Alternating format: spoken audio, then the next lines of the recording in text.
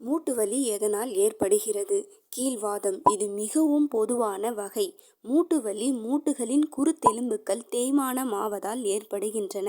முழங்கால், இடுப்பு, முதுகெலும்பு போன்ற எடை தாங்கும் மூட்டுகளில் இந்த நிலை வலியை ஏற்படுத்துகின்றன.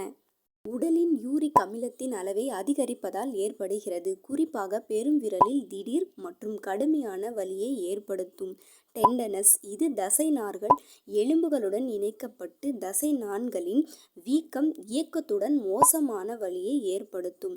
காயங்களால் ஏற்படும் மூட்டு வலிகள் வயதாகுவதினால் நமது குருத்தெலும்புகள் தேய்ந்து கிழிந்து போவதினால் இயற்கையாகவே ஏற்படுத்துகின்றன.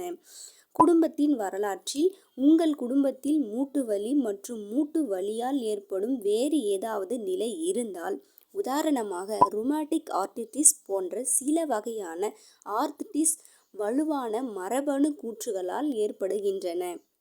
விட்டமின் குறைபாடுகள். அதிக எடை உங்களுக்கு மூட்டுகளில் குறிப்பாக முழங்கால், இடுப்புகளில் அழுத்தத்தை ஏற்படுத்தும். அதிகப்படியான எடை அழுத்தத்தை அதிகரிக்கிறது மற்றும் குருத்தெலும்புகளின் முறிவையும் ஏற்படுத்துகிறது.